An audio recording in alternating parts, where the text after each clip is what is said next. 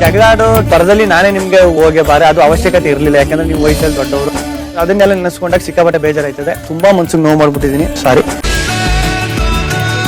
Big boss ಮನೆಯಲ್ಲಿ ಗಿಲ್ಲಿ ಅಶ್ವಿನಿ ಅಂದ್ರೆ ಅಲ್ಲಿ ಪರ ವಿರೋಧ ಎಲ್ಲನೂ ಕೂಡ ಇದ್ದೇ ಇರುತ್ತೆ. ಆದ್ರೆ ನನಗೆ ಇವರಿಬ್ರು ಕೂಡ ಚೆನ್ನಾಗಿರ್ಬೇಕು, ಇವರಿಬ್ರು ಸೇರ್ಕೊಂಡ್ರೆ ಯಾವ ರೀತಿ ಇರುತ್ತೆ ಅಂತ ಹೇಳಿ ತುಂಬಾ ದಿನದಿಂದ ಕಾಯ್ತಾ ಇದ್ದಂತಹ ಒಂದು ಸಿಚುವೇಶನ್ ಈಗ ಬಂದಿದೆ. ಬಿಗ್ ಬಾಸ್ ಮನೆಯಲ್ಲಿ ಇನ್ನೇನು ಕೆಲವೇ ಎರಡು ದಿನದಲ್ಲಿ ಒಬ್ಬ ವಿನ್ನರ್ ಯಾರು ಅಂತ ಹೇಳಿ ಗೊತ್ತಾಗುವಂಥದ್ದು, ಫೈನಲ್ ನಡೆಯುವಂಥದ್ದು ಈ ಬಾರಿಯ ಬಿಗ್ ಬಾಸ್ ಮುಗಿದು ಹೋಗುವಂತಕ್ಕೆ ಬಂದಿದೆ.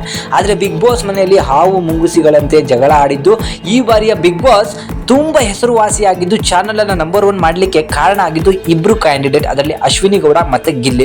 ಸೊ ಎಲ್ಲರೂ ಕೂಡ ಇವತ್ತು ಗಿಲ್ಲಿನ ಎತ್ತಿ ಮೆರೆಸ್ತಾ ಇರ್ಬೋದು, ಆದ್ರೆ ಆ ಮೆರೆಸ್ಲಿಕ್ಕೆ ಮೂಲ ಕಾರಣ ಅಶ್ವಿನಿ ಅವರು ಮಾಡಿದಂತಹ ಒಂದು ನೆಗೆಟಿವ್ ಕ್ಯಾರೆಕ್ಟರ್ ಏನಿತ್ತು ಅದು ಗಿಲ್ಲಿಯಲ್ಲಿರುವಂತಹ ಪಾಸಿಟಿವ್ ಹೀರೋ ಅನ್ನ ಹೊರಗಡೆ ತಂತು. ಸೊ ಆ ಸಿಚುವೇಶನ್ ಅನ್ನ ಇಟ್ಕೊಂಡು ಈಗ ಬಿಗ್ ಬಾಸ್ ಅವರು ಮನೆಯ ಫೈನಲಿಸ್ಟ್ ಗಳಿಗೆ ಒಂದೇ ಒಂದು ಚಿಕ್ಕ ಟಾಸ್ಕ್ ಅನ್ನ ಕೊಟ್ಟಿದ್ದಾರೆ. ಅದೇನಂತ ಹೇಳಿದ್ರೆ, ಮನೆಯಲ್ಲಿ ಇಷ್ಟು ದಿನಗಳ ಕಾಲ ನಡೆದಿರುವಂತಹ ಸಿಚುವೇಶನ್ ಗಳಲ್ಲಿ ಯಾವುದನ್ನ ನಾನು ಕ್ಷಮೆ ಕೇಳಲಿಕ್ಕೆ ಇಷ್ಟಪಡ್ತೀನಿ ಹಾಗೂ ಯಾವ ಪಾಠವನ್ನ ಕಲೀಲಿಕ್ಕೆ ಇಷ್ಟಪಡ್ತೀನಿ ಅನ್ನೋದು.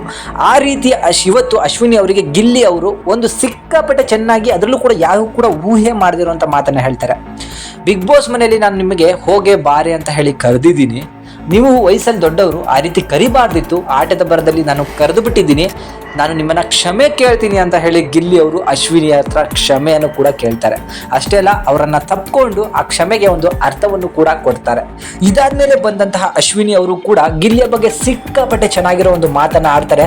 ಆ ಮಾತನ್ನ ಕೇಳಿದವರು ಯಾರು ಕೂಡ ಅಶ್ವಿನಿಯನ್ನ ದ್ವೇಷನೂ ಕೂಡ ಮಾಡಲ್ಲ. ಏನಂತ ಹೇಳಿದ್ರೆ, ಜೀವನವನ್ನ ತುಂಬಾ ಚೆನ್ನಾಗಿ ನಕ್ಕೊಳ್ತಾ ಹಾಗೂ ತುಂಬಾ ಸಿಂಪಲ್ ಆಗಿ ತಗೊಂಡು ಹೋಗ್ಬೋದು ಅನ್ನೋದನ್ನ ನಾನು ಗಿಲ್ಲಿಯ ಮುಖಾಂತರ ತಿಳ್ಕೊಂಡಿದ್ದೀನಿ. ಇಷ್ಟು ಸಿಂಪಲ್ ಆಗಿ ಜೀವನ ಇರುತ್ತೆ ಅನ್ನೋ ಒಂದು ಪಾಠವನ್ನ ನಾನು ನಿನ್ನಿಂದ ಕಲ್ತಿದ್ದೀನಿ, ನಿನಗೆ ನಾನು ಥ್ಯಾಂಕ್ಸ್ ಹೇಳಲಿಕ್ಕೆ ಇಷ್ಟಪಡ್ತೀನಿ ಅಂತ ಹೇಳಿ ಗಿಲ್ಲಿ ಅವ್ರನ್ನ ಅಪ್ಕೊಳ್ತಾರೆ.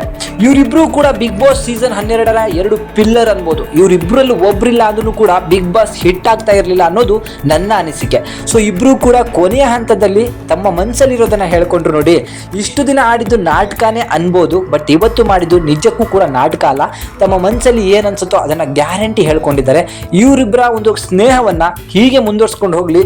ನಮಗೆ 100 ದಿನಗಳ ಕಾಲ ಕೊಟ್ಟಂತಹ ಎಂಟರ್ಟೈನ್ಮೆಂಟ್ ಸಿಕ್ಕಾಪಟ್ಟೆ ಇಷ್ಟ ಆಯಿತು. ಇವರಿಬ್ಬರನ್ನ ಟಾಪ್ 2 ನೋಡಲಿಕ್ಕೆ ನಾನು ತುಂಬ ಇಷ್ಟಪಡ್ತೀನಿ. ಹಾಗೂ ಇವರಿಬ್ಬರ ಈ ಒಂದು ಸಿಚುವೇಶನ್ ಬಗ್ಗೆ ನಿಮಗೆ ಏನಿಸ್ತು? ನನಗಂತೂ ಈ ವಿಡಿಯೋ ಮಾಡಲಿಕ್ಕೆ ತುಂಬ ಖುಷಿ ಆಗ್ತಾ ಇದೆ. ಇವರಿಬ್ಬರನ್ನ ಈ ರೀತಿ ನೋಡಲೇಬೇಕಿತ್ತು ಅಂತ ಹೇಳಿ ನನಗೆ ಯಾವತ್ತೂ ಅನಿಸಿತ್ತು, ಬಟ್ ಅದನ್ನು ಕೊನೆಗೂ ಕೂಡ ನೋಡ್ಬಿಟ್ನಲ್ಲ, ತುಂಬ ಖುಷಿ ಆಯಿತು.